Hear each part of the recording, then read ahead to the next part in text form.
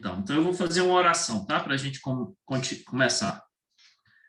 Deus, agradecemos a Ti por mais um dia de vida, agradecemos pela oportunidade de nos reunirmos, mesmo de forma virtual, para conhecermos da Tua palavra, para conhecermos mais de Ti.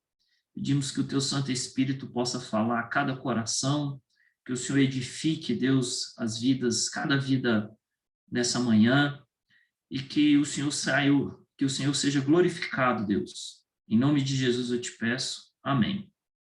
Amém. Pessoal, então vamos lá, tá? Vamos iniciar a nossa aula. Vamos correr, né? Para tentar não avançar muito, além de 12h20, 12h15, por aí. Vamos ver se a gente consegue terminar nesse horário a aula. Só relembrando que a aula vai ser gravada, né? Está sendo gravada, tá? Permanecendo na sala, eventualmente, se for captado a sua voz ou a sua imagem, ela será disponibilizada no YouTube, ok? Hoje, nós vamos dar continuidade ao nosso tema do panorama do Novo Testamento, e a gente vai abordar aqui os livros de Lucas e João, tá? Livros de Lucas e João. Deixa eu passar aqui a próxima projeção. Só um instantinho aqui. Só porque a tecnologia aqui eu não estou...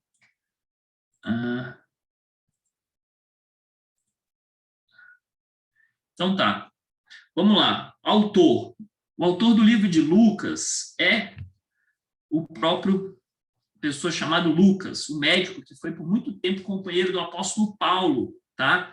A gente vê que Lucas, pela tradição, pelos estudos bíblicos, ele é o único gentil na Bíblia. Ele é a única pessoa que não é o único autor judeu, digamos assim, reformulando a minha frase. Ele é o único autor de um livro da Bíblia que não é judeu, que não é do povo de Israel. Segundo a tradição, eles identificam ele como um nativo da cidade de Antioquia, na Síria, ali perto da Turquia, hoje, tá? Ele, Lucas, não foi testemunha ocular dos fatos. Ele apenas ele faz um relato, um apanhado dos fatos que aconteceram. A data mais provável do Evangelho é entre o ano 60 e 61, quando que ele foi escrito. Quando a gente lê lá na introdução de Lucas 1, de 1 a 4, a gente vê que o destinatário da carta é um tal de Teófilo. A gente não sabe ao certo quem seja esse, é um cara desconhecido, tá? Provavelmente, de acordo com os prefácios da literatura greco-romana, esse provavelmente foi um patrono, alguém que subscreveu a publicação do Evangelho de Lucas. Tá?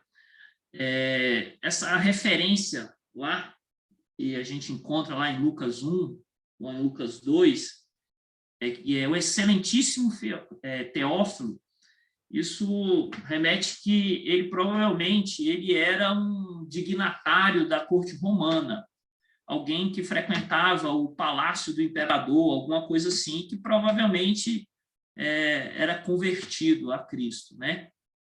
Lucas, ele escreve para o público gentil, e ele usa uma linguagem muito sofisticada, ele usa um grego muito, digamos assim, erudito, rebuscado.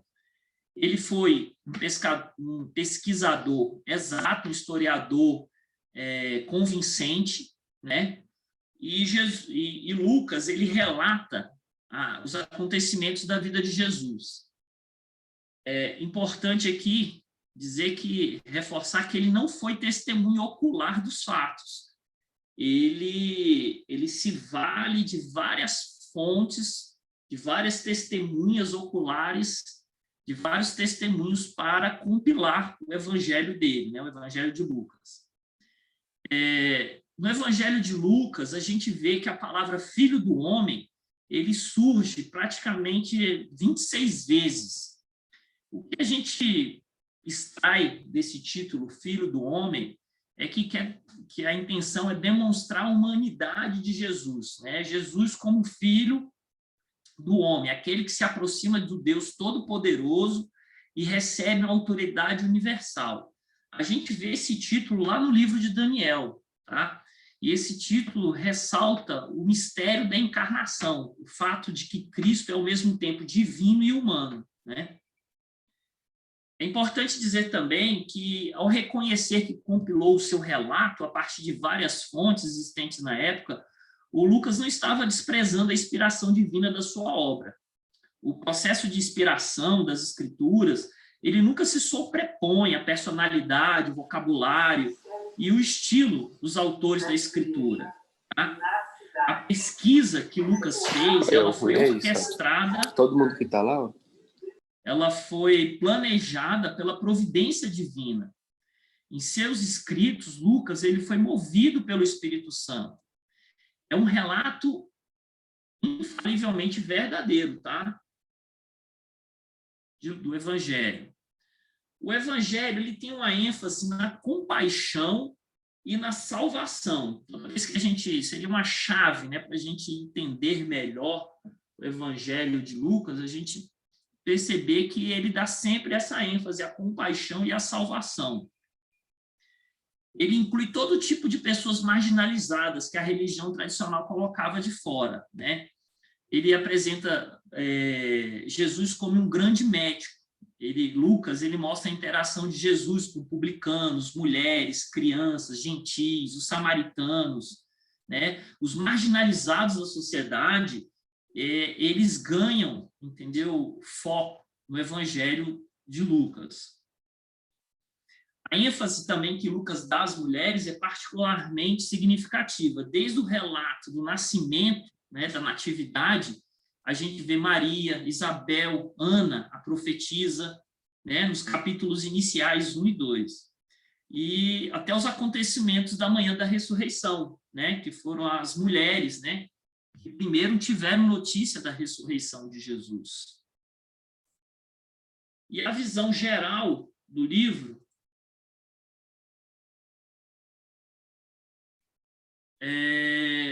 está dividida em duas partes principais. Tá? A primeira parte são as boas novas da salvação divina para todas as pessoas que tiveram início pelo poder do Espírito Santo, com Jesus na Galileia, em Jerusalém, e a segunda, a parte das boas novas, da salvação divina por meio de Jesus, por meio do Espírito Santo, que são levadas pelos apóstolos de Jerusalém para Roma. Quando a gente dá uma olhadinha no capítulo 1 e 2 de Lucas, o interessante é que a gente vê todos esses acontecimentos aí. Tem uma pincelada, são pistas deixadas nesse capítulo 1 e 2. Tá? Jesus, a história antecipa todos esses temas e essas preocupações. A gente vê os vínculos da promessa do Antigo Testamento, o papel real de Jesus, né? A restauração de Israel, a inclusão dos gentios, o interesse divino pelos pobres, o papel do Espírito Santo, a oposição antecipada à verdade, à mensagem, e a alegria causada pelas boas novas a respeito de Jesus. Então, a preocupação principal de Lucas, em ambas as partes, é com a história da salvação. Na primeira etapa, a gente vê a universalização da salvação de forma vertical, abrangendo todas as camadas sociais do povo de Israel. E na segunda parte, a gente vê a universalização da salvação de uma forma horizontal, não só entre os gentios, mas marcando a expansão do evangelho para todos os povos.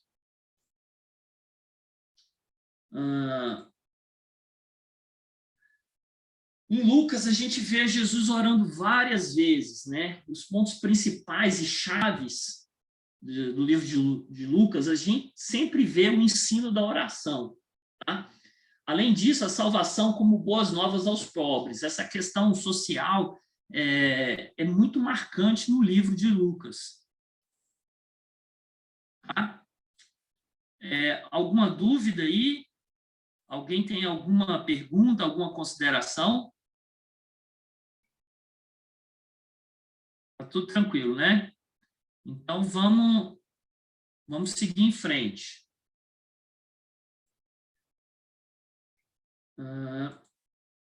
Vamos lá. Não, por conta do tempo, né? Ainda mais agora com esse probleminha técnico, a gente não vai conseguir ler todas as referências bíblicas, né?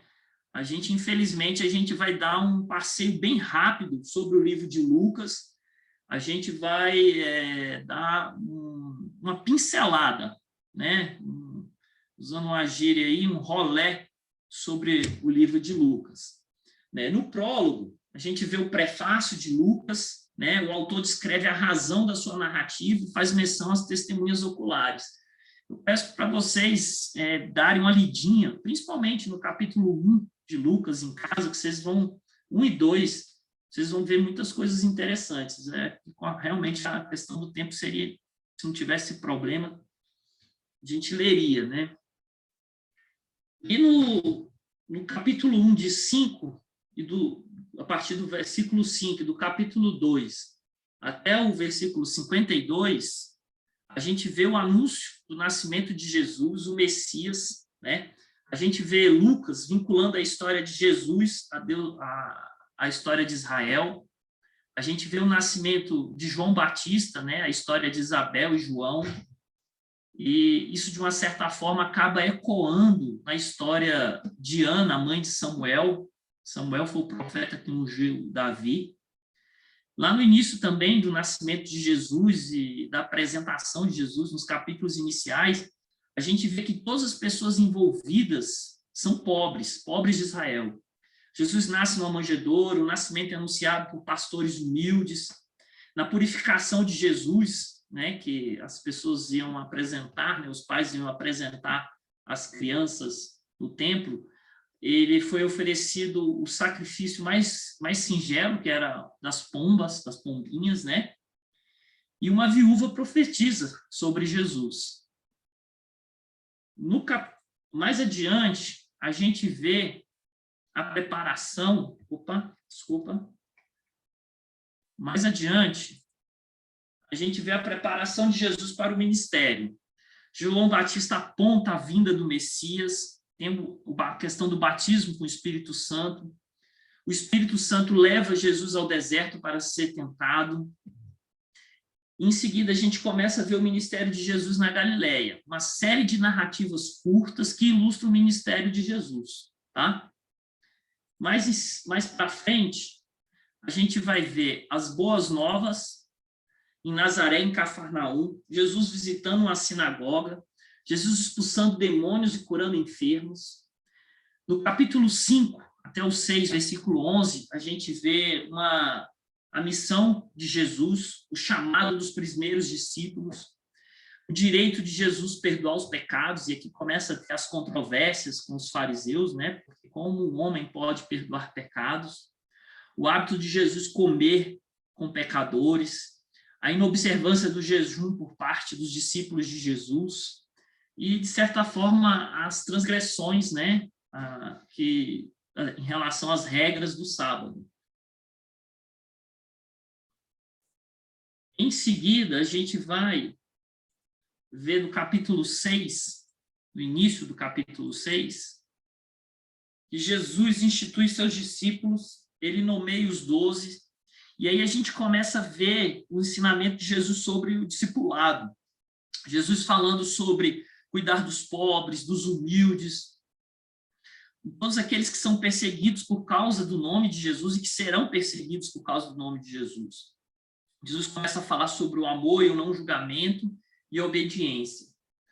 A partir do capítulo 7 aqui, a gente começa a ver as boas novas, mais uma vez, Jesus falando das boas novas aos pobres, Jesus falando sobre a compaixão, né? E aqui a gente tem um relato de Jesus exercendo compaixão por um gentio, uma viúva e uma prostituta da cidade. Tá? Mais adiante, um pouquinho para frente, a gente vê a escuta autêntica. Tá?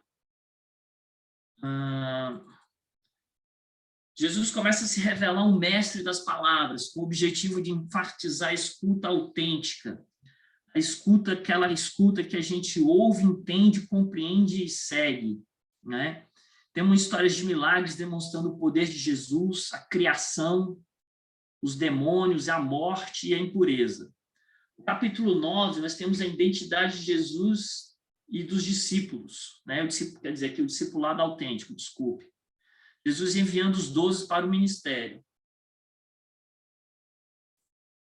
Posteriormente, a gente tem mais uma ênfase no discipulado, de ouvir e praticar a palavra, tem um foco no preço por pagar o discipulado, a atitude dos discípulos com a oposição samaritana, a parábola do bom samaritano, e aqui a gente também encontra a oração do Pai Nosso. Tá? A partir do 11, capítulo 11, versículo 14, a gente começa a perceber a oposição a Jesus e ao ministério dele. A autoridade de Jesus começa a ser questionada, as multidões começam a exigir sinais de Jesus, apesar de todos os feitos dele, e os fariseus também. A partir do capítulo 12,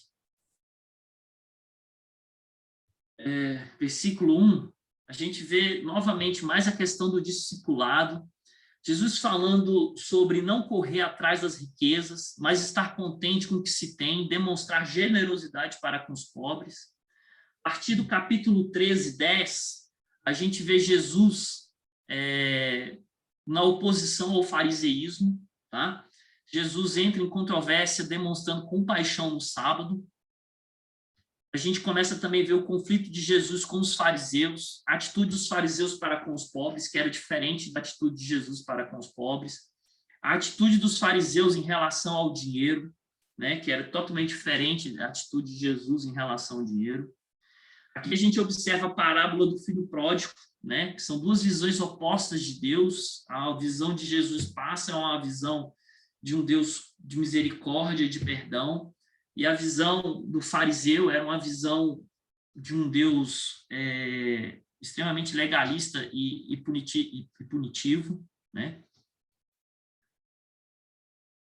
Mais para frente, a gente vai dar uma olhada, a gente vai ver aqui, a partir do capítulo 17, versículo 11, a gente vê a resposta ao rei. Se eu recebi o reino de Deus, como eu devo me portar diante dessa mensagem, da mensagem do reino? Tenho que me portar com gratidão, fidelidade, humildade. Jesus também fala do problema das riquezas, né, que podem apagar a chama dentro do coração. E a partir do capítulo 19, 45, a gente vê Jesus ensinando no templo e Jesus expulsando os cambistas no templo.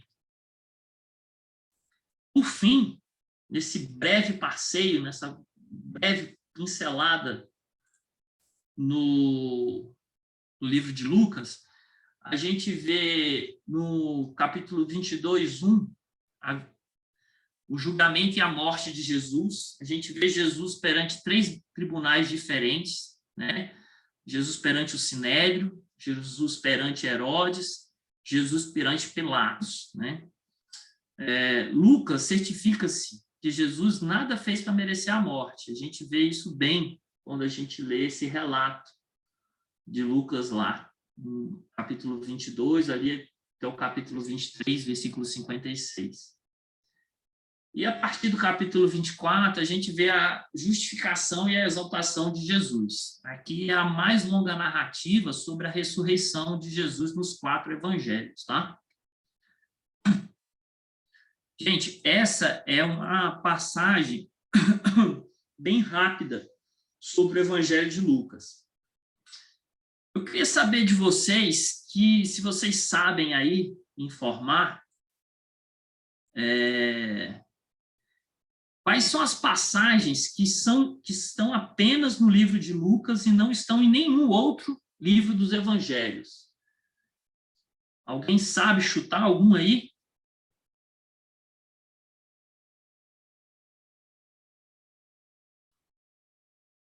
Vamos lá, pessoal. Vocês estão muito tímidos. Vou perguntar, então, aqui. Vou escolher aqui alguém aleatoriamente. Vou fazer que nem o pastor Davi. Vou perguntar aqui para a Nicole. Vocês poderiam chutar, arriscar, Nicole?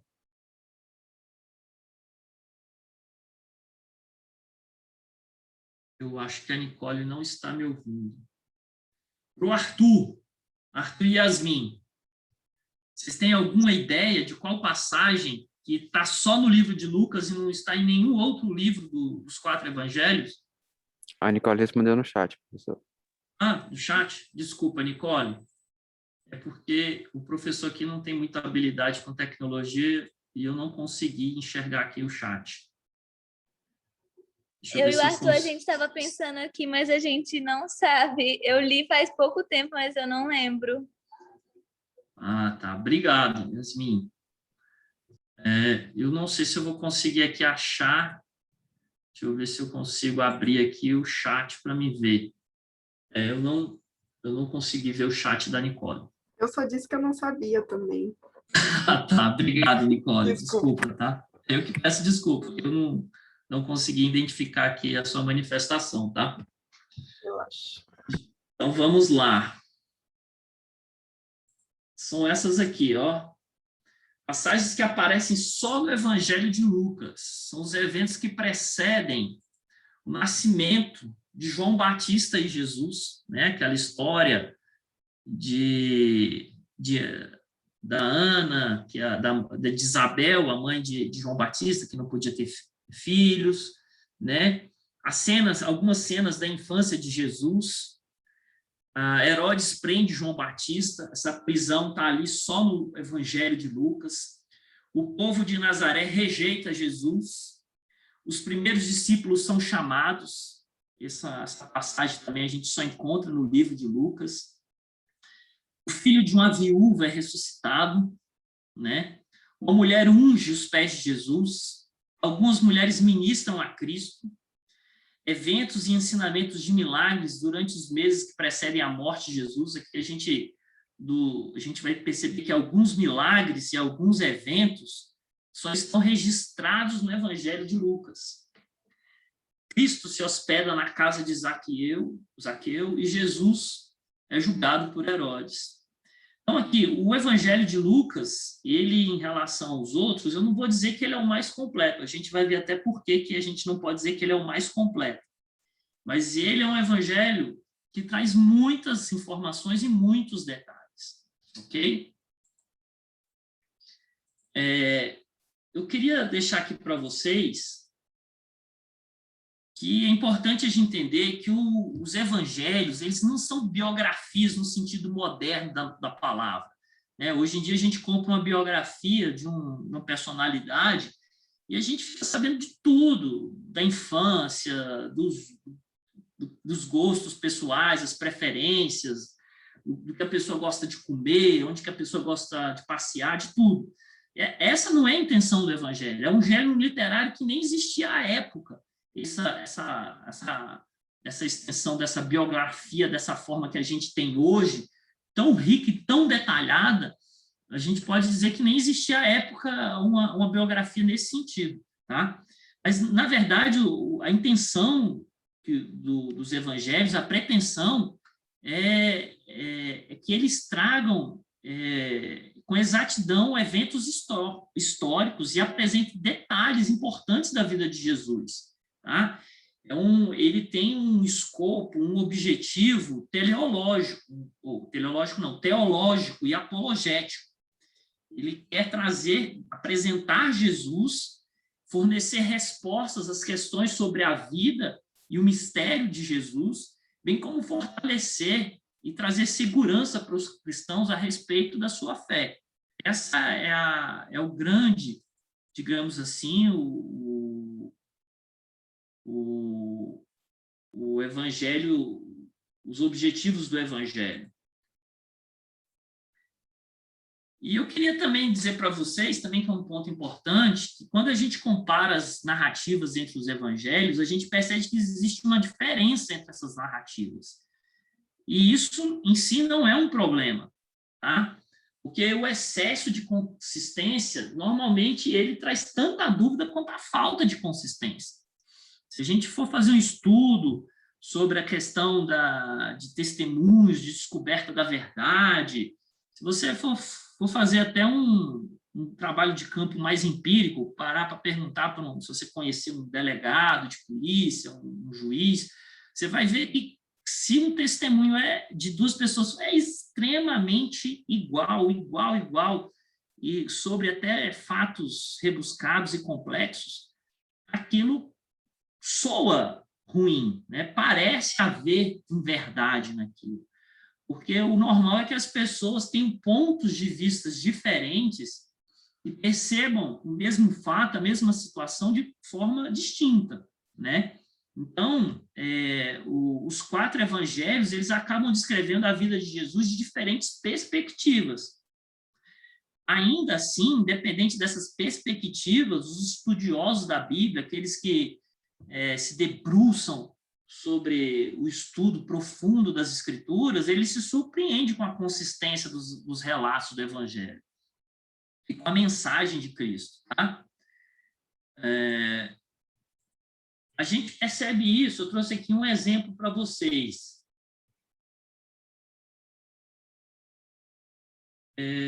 Quem poderia, 2 pessoas, por gentileza, um lê o trecho em azul e o outro lê o trecho de baixo em vermelho.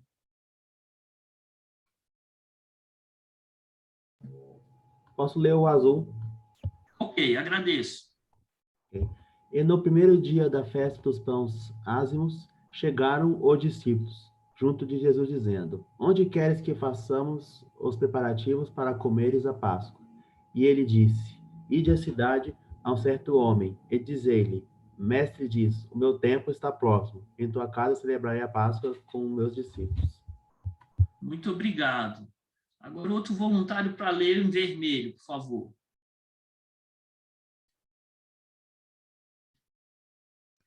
Eu posso ler. Agradeço.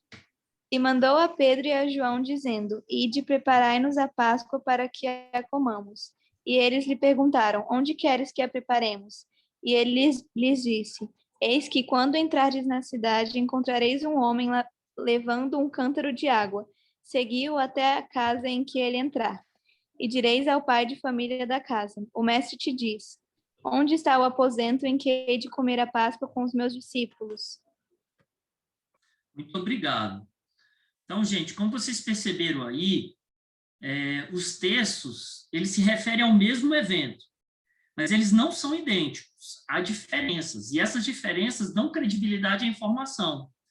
Nada mais natural que um objeto ou fato seja descrito de diferenças sutis pelos homens. Então, a gente vê que o relato de Mateus, ele tem umas pequenas diferenças sobre o relato de Lucas, mas a gente percebe que a história é a mesma. Que o cerne, o contexto, o objetivo é ali. Um detalhe ou outro, se foi Pedro ou João, ou se foram os discípulos, isso aqui é praticamente irrelevante, né, para o texto, para a passagem, para o registro dessa passagem. Ok? É bem interessante essa comparação. Bom, sob essa perspectiva e com esse entendimento, após a leitura dos 4 evangelhos, a gente pode concluir que Mateus, Marcos e Lucas compartilham um ponto de vista comum, não compartilhado por livro de João, tá? A gente vai ainda ver João, mas a gente vai perceber isso, que os 3 evangelhos, eles partilham de um ponto de vista um pouco diferente de João. Por causa disso, os 3 primeiros, eles são conhecidos como os evangelhos sinóticos, de uma palavra grega que significa ver junto, ou compartilhar do mesmo ponto de vista. O exemplo dessa visão compartilhada é o enfoque comum dos 3 evangelhos no ministério de Cristo na Galileia, enquanto João enfatiza seu ministério na Judéia. Então, é bem isso. Os 3 evangelhos, os 3 primeiros, eles têm foco nas ações de Jesus na Galileia. Já o evangelho de João, que foi escrito posteriormente, a gente vai ver, ele registra os fatos de Jesus, né, que ocorreram na Judéia. Além disso, os evangelhos sinóticos contêm inúmeras palavras, ao passo que João não registra nenhuma. Isso aqui eu confesso para vocês que eu não sabia, eu só fiquei sabendo isso depois que eu preparei essa aula. Eu achei que João tinha algumas parábolas, e depois eu dei uma olhada e realmente não achei. Né? Se alguém achar aí, depois vem, me fala, manda um WhatsApp, pergunta na próxima aula. Mas eu não achei. João e os evangelhos sinóticos registram somente 2 acontecimentos comuns. Jesus andando sobre as águas e a alimentação dos 5.000, que ocorreram antes da semana da paixão, da crucificação. Essas diferenças entre João e os 3 primeiros evangelhos, eles não são contraditórios, mas a gente tem que ver isso como complementares, ok? Alguém tem alguma dúvida? Alguém quer falar alguma coisa? Eu só vou pedir para vocês falarem, para vocês não escreverem no chat, porque eu não estou conseguindo aqui ver o chat, tá? Tá Então, tranquilo. tranquilo, né? Pode seguir, Beto. Beleza. Então, vamos lá. Agora, vamos dar um break. Opa, travou meu computador aqui. Mas vai destravar. Vamos dar um break. Enquanto isso, em outras partes do mundo, o que está acontecendo? Né? Porque essa visão panorâmica do Evangelho tem uma visão, de certa forma, cronológica, né? do Evangelho, não, do Novo Testamento, a gente vai seguindo uma certa cronologia dos fatos. Né?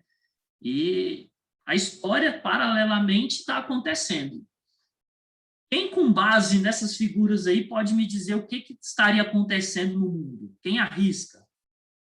São coisas que aconteceram não exatamente ali no ano 60, quando o Evangelho de Lucas foi escrito. 100 anos antes, 100 anos depois.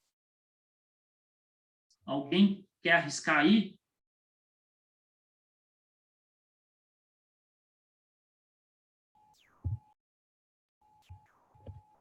Construção da Grande Muralha? Olha, essa é pegadinha. Sabia que vocês iam falar isso. Não, a muralha da China ela iniciou-se há 220 anos antes de Cristo, né? Então está um pouquinho fora da época da construção do Evangelho, meu Deus, fugiu a palavra, da escrita do Evangelho de Lucas, é um pouquinho antes, são 220 anos antes de Cristo que começou, e ela terminou, a muralha da China, só no ano 1500 da era cristã. Essa muralha da China aqui, que aqui na China o que estava acontecendo é que uma dinastia, a dinastia Han, que criou o maior grupo étnico no país, ela estava se consolidando. Então, hoje, a China lá com aquele 1,5 bilhão de habitantes, boa parte deles descendem dessa dinastia Han. Tá? Essa mulher aqui, essa daqui é fácil. Alguém sabe? Era da Cleópatra, no Egito? Isso, Cleópatra. Mais ou menos no ano 30 a.C., Cleópatra e Marco Antônio foram derrotados por Otaviano na Batalha do Ácio, né? Aí não sei como é que pronuncia direito isso. Áquio, acho que deve ser Áquio, 2 Cs. E eles acabam cometendo suicídio, né? E aqui, nessa outra figura, é que a partir do ano 23 a.C., a gente tem a primeira luta de sumô registrada, né? O sumô como luta japonesa, ali do Oriente, ali, ele já era praticado um pouco antes, mas como registro da luta a partir ali mais ou menos do ano 23 a.C., tá? Então, vamos lá, feito esse break aí para a gente dar uma respirada, vamos voltar aqui para o Evangelho de João. Tá? Esse João aí não é o João Batista, tá, gente? É o João que Jesus amava, aquele discípulo que Jesus amava. Esse evangelho foi escrito no ano 80, 90 depois de Cristo. O evangelho foi escrito bem depois do livro de Lucas, de Mateus e Marcos, tá? No finalzinho, a gente sabe, quando a gente lê lá em João 21, 24, depois vocês confiram lá, que outra pessoa teve uma participação, que seja pelo menos para redigir o final do livro, porque está escrito assim, sabemos, né, que outra pessoa, esse sabemos, essa palavra sabemos, dá a entender que tinha outra pessoa ajudando João a escrever, né? Provavelmente não sei, por questão de saúde, velhice, cegueira, não sei, alguém deve ter ajudado João a terminar pelo menos terminar o evangelho, né? A gente vê também aqui, nesse evangelho, que esse João é o João que escreveu as epístolas de João 1, 2 e 3, tá? E o Apocalipse. João, assim, é um autor que escreveu bastante no Novo Testamento, só vai perder para Paulo, tá? O contexto, né? Segundo a tradição, João conhecia os evangelhos sinóticos, os 3 primeiros. João forneceu grande quantidade de material peculiar não registrado nos outros evangelhos. Muitas vezes ele forneceu informação que ajuda na compreensão dos acontecimentos dos sinóticos. Por exemplo, embora os sinóticos comecem com o ministério de Jesus na Galileia, João dá a entender sobre o ministério anterior de Jesus na Judéia. Capítulo 3 e 4 vão falar isso, da Judéia, e no 4, o da Samaria.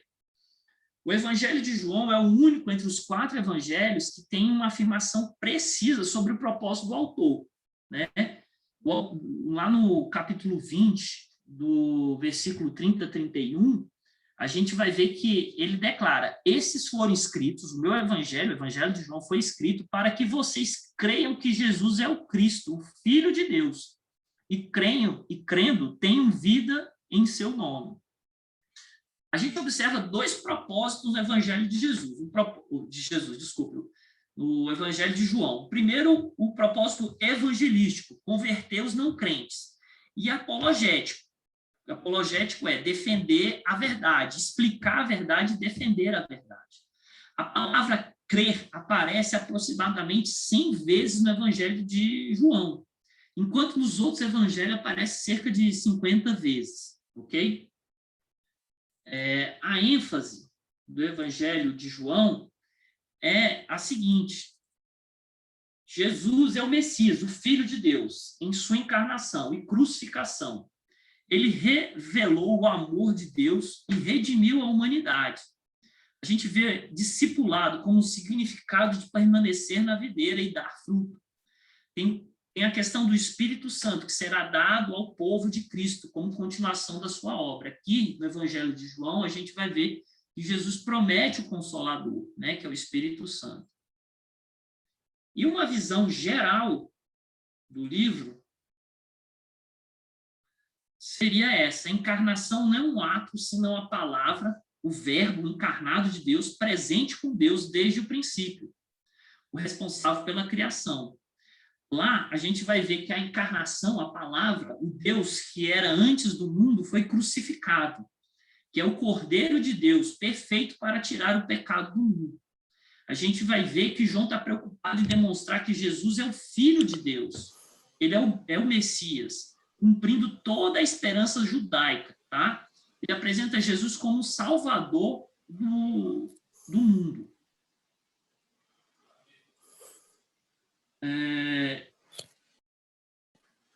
Aqui é interessante também do livro de João que a gente tem que considerar o momento histórico que ele foi escrito. O interesse do Evangelho de João em Jesus é estruturado em particular por conta dos falsos profetas da época, tá?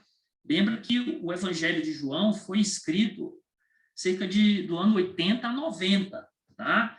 Jesus já tinha morrido, é óbvio, mas Paulo já tinha morrido, Pedro, a igreja cristã já tinha se expandido pelo mundo antigo, pelo Império Romano, e essa expansão começou também a surgir polêmicas doutrinárias, heresias, tá? E tinha uma galera lá, nessa época, que eles negavam a encarnação de Cristo.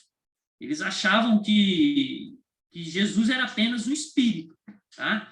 Essa galera aí é conhecida como os gnósticos. Eu não sei se vocês já ouviram falar dos gnósticos. Os gnósticos acreditavam que a matéria era essencialmente perversa e que o espírito era bom. Como resultado desse raciocínio, eles acabavam pensando que tudo que era feito no corpo não tinha importância, não era pecado. O que era importante era o que acontecia no espírito. Tá? E qual é a implicação disso? Não sei se vocês lembram, lá da igreja de Corinto, a quantidade de imoralidade que acontecia na igreja de Corinto. Né? O Paulo relata que nem os gentios conseguiam aprovar as imoralidades que aconteciam no meio da igreja de Corinto. Isso se deve muito a uma perspectiva gnóstica, que assim, o que eu faço no meu corpo não importa. O que importa é o que acontece no espírito. E quando a gente vai ver o ensinamento de Paulo em Coríntios e ao longo do Novo Testamento, a gente fala que isso não tem nada a ver. Né? Os gnósticos eles afirmavam que o corpo de Jesus não existia, ele aparentava ser um corpo físico, mas na verdade Jesus era um espírito, apenas um espírito. O gnosticismo ele leva a grandes problemas, né? Porque ele vai levar as pessoas a pensar que pouco importa o que é feito no corpo, o que interessa é o espírito. Isso, de uma certa forma, ele levado a efeito, aprofundando, isso vai dar corrente, vai dar aso, vai dar chance às pessoas pensarem que tudo que é natural, tudo que é relacionado ao corpo, à matéria, é ruim, é carnal. Então, tudo que trazer prazer ao homem deve ser desprezado. Por exemplo, a pessoa que usa uma maquiagem está errada, assistir um jogo de futebol, apreciar uma música, a cultura, tudo isso essas pessoas acabam desvalorizando, porque só valoriza a questão espiritual. Esse ensinamento é equivocado, primeiro porque Cristo realmente teve um corpo, né? Um corpo físico, ele era espírito e era carne, e ele veio para redimir tudo, não só o nosso espírito, mas também todos os aspectos da nossa vida. Isso a gente tem que prestar atenção, para a gente ter que ter cuidado com as filosofias do nosso tempo. A Bíblia não pode ser lida à luz das ideologias atuais. Você tem que ler, eu tenho que ler, todos nós temos que ler a Bíblia segundo a perspectiva da própria Bíblia. Não sei se vocês lembram da primeira aula. Eu falei da teologia da prosperidade, da teologia da libertação, né? Que são formas de ajustar a Bíblia à filosofia da minha época. Então, isso a gente tem que ter esse cuidado, ver esse aspecto aí. Gente, como o nosso tempo está acabando, eu vou tentar ser mais rápido ainda aqui no passeio de João, tá? Vocês me desculpem, gostaria de ter tempo para falar mais com vocês a respeito aqui, mas vamos lá. No capítulo 1, a gente vê o prólogo, né? Jesus é apresentado como a palavra, o Filho de Deus, a palavra antes da criação. A gente vê a palavra, o verbo na criação, e há uma confissão, uma admissão que o Espírito, Deus, se encarna. A gente vê a deidade, a condição de Deus de Jesus, tá? No capítulo seguinte, mais adiante, a gente vê João Batista afirmando não ser o Messias. Opa, travou aqui meu computador. João Batista não é o Messias, mas sim Jesus. Jesus é reconhecido como um verdadeiro israelita. A gente vê que o primeiro milagre de Jesus, que é a transformação de água em vinho, a primeira Páscoa, e a gente vê 4 narrativas importantes. A narrativa que Jesus fala sobre Nicodemos, nascer de novo. Jesus conversa sobre o diálogo entre Jesus e João Batista, a mulher samaritana e o filho de um oficial que é curado, né? E Jesus se apresenta como o Salvador do mundo. Mais adiante... Opa, travou. A gente vê uma festa, a gente não sabe que festa é essa, no capítulo 5, e o que interessa é que Jesus cura um paralítico no sábado. Jesus começa a curar no sábado. Jesus explica a sua missão. Nós começamos a ver a segunda Páscoa, né? Jesus oferece aqui nesse capítulo de 6 até o 7:1, versículo 1, Jesus oferece a sua carne e seu sangue, e isso causa escândalo para muitos discípulos deixam de seguir a Jesus. A gente vê a festa do tabernáculo, a incredulidade dos irmãos de Jesus, Jesus afirmando ser a fonte de vida, tem a história da mulher adúltera, a cura de um cego de nascença, e Jesus como um bom pastor. Em seguida, nós temos a festa da dedicação. Essa festa da dedicação, ela vai remeter lá à primeira aula. Ela celebrava a restauração pelos macabeus da adoração do segundo templo, depois de ter sido profanado por Antíoco Epifânio. Você lembra que esse Antíoco Epifânio, eu falei para vocês que ele sacrificou um porco no templo, que ele proibiu, destruiu a Torá, proibia as práticas religiosas judaicas, e teve aquela revolta dos macabeus. Então, essa festa da dedicação é a celebração dessa vitória dos macabeus. Essa festa, Jesus apresenta-se como Messias e Filho de Deus, mais uma vez, traz a visão, a divisão do povo de Israel. Alguns começam a querer prender Jesus, outros começam a crer nele.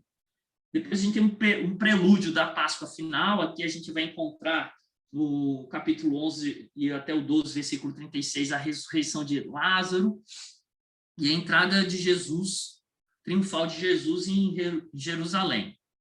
Jesus também explica a incredulidade dos judeus. Mais adiante, a Páscoa final, a gente vai ver Jesus como Filho de Deus morre pelo mundo, Jesus lava os pés dos discípulos, aqui a gente vai ver que o traidor é indicado, Jesus fala que ele é a videira e os ramos, Jesus promete o Consolador, que eu falei do Espírito Santo, Jesus fala da missão do Consolador, a gente vai ver Jesus perante Anás, né, o chefe do Sinédrio, Jesus perante Pilatos, Jesus é crucificado, soldados deitam sorte sobre as roupas de Jesus, e a morte e o sepultamento de Jesus. Por fim, aqui nesse breve passeio, digamos até a jato, a gente vai ver a ressurreição de Jesus, Jesus aparece aos discípulos, a incredulidade de Tomé, e o final, que é o epílogo, né? Que é Pedro interrogado por Jesus e o testemunho de João. Tá? A gente vê aqui no Evangelho de João que as principais doutrinas apresentadas no livro de João são essas: a divindade de Jesus Cristo, quem Jesus realmente é, João falando e reafirmando a todo tempo que Jesus veio em carne, que ele é o Filho de Deus e que ele morreu, né, que é a divindade de Cristo. E também temos a salvação mediante Jesus Cristo, como as pessoas devem responder esse chamado de Jesus. A gente tem também algumas passagens que estão no livro de João e que não estão nos outros evangelhos. Alguém consegue aí chutar? Vou dizer, são 9. Alguém consegue acertar uma? São 9 passagens que estão em João e que não estão em nenhum outro dos 3 evangelhos. Alguém sabe? Tá certo. Acho que o pessoal está meio cansado por causa do horário da fome, né? Então, eu vou passar rapidão sobre essas 9 passagens aqui. Nós temos o primeiro milagre, ele só está relatado no Evangelho de João. Nós temos o encontro de Jesus com Nicodemos, a cura de um filho de oficial que estava com febre, a cura de um paralítico em Betsaida. Jesus lava os pés dos discípulos, Jesus perdoa a mulher adúltera, a cura de um cego de nascença, ressurreição de Lázaro, e temos aqui a segunda pesca, tá? Essas são as passagens que se apresentam no livro de João, e a gente não encontra ela em nenhum outro livro, nenhum outro evangelho. No livro de João não resta dúvida sobre a divindade de Jesus. O tempo inteiro, Jesus está sendo equiparado a Yahvé, a Jeová. Não há espaço para a gente entender que Jesus era apenas um grande ator moral, um grande sábio. Isso ele foi, sábio, um grande ator moral. Mas ele é mais que isso. João apresenta Jesus como Deus, ele é Deus. A gente vê lá no livro de João que a gente vê, que Jesus disse, eu sou o pão da vida, eu sou a luz do mundo, eu sou a porta das ovelhas, eu sou o bom pastor, eu sou a ressurreição e a vida, eu sou o caminho, a verdade e a vida, eu sou a videira verdadeira. Tá? Não há espaço para a gente pensar de outra forma quando a gente lê o Evangelho de João. E qual a importância disso para hoje? Qual que é a importância dessa perspectiva para os dias atuais? A importância disso é que, hoje em dia, muita gente se pergunta qual o caminho que eu devo seguir para ter a salvação da minha alma? Devo seguir a Jesus ou existem outras alternativas? Existem outros caminhos, outras formas de eu ser salvo, de eu encontrar a Deus? Né? A humanidade tem proposto diversos caminhos para o homem alcançar a Deus. Jesus afirma ser ele o único caminho. Né? Hoje a gente vê muitas religiões, muitas pessoas afirmando diversas formas de alcançar a Deus. Mas Jesus afirma que eu sou o caminho. Né? E para terminar, quero que vocês meditem a respeito disso. E todas as religiões do mundo afirmam ter a iluminação, mas Jesus é o único que afirma ser a própria luz, ser o próprio Deus. Jesus afirmou, eu sou o caminho, a verdade e a vida. Ninguém vem ao Pai senão por mim. Esse ensinamento contido em João é muito importante para os dias atuais. A nossa sociedade é uma sociedade, como o pastor Marcos Alexandre falou, que é aversa ao absoluto, né? É uma sociedade que a única coisa que é absoluto é ser relativo. E Jesus, ele afirma ser ele a única forma de se achegar a Deus. Posso dizer para vocês que onde tudo pode ser, nada é. Hoje muitas pessoas falam, basta ser bom, basta ser religioso, basta ter um comportamento moral elevado. Ao estudar o cristianismo, ao ler a Bíblia profundamente, a gente entende que o cristianismo se opõe a todas essas formas de pensar. A única forma de se achegar a Deus é Jesus. Jesus é a única forma. Vocês meditem nisso e creiam nisso, porque essa é a mensagem do Evangelho de Jesus, do Evangelho de João. Ok? Gente, desculpa a correria. Questão do tempo, a gente já avançou muito, agradeço vocês por terem ficado aí na aula, né? E alguém tem alguma dúvida, alguma colocação que queira fazer?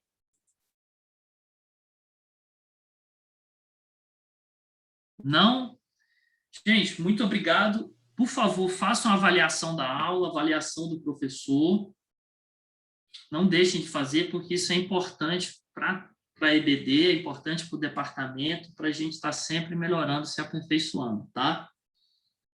Se alguém depois tiver alguma dúvida, pode procurar o pastor Davi, me procurar aí também em algum grupo de WhatsApp da igreja, ou passar a dúvida do pastor Davi. Eu não estou no grupo da UMP, mas eu posso, depois, se alguém tiver alguma dúvida, eu posso tirar alguma dúvida pelo WhatsApp ou por vídeo, tá? Videoconferência, se você assim desejar.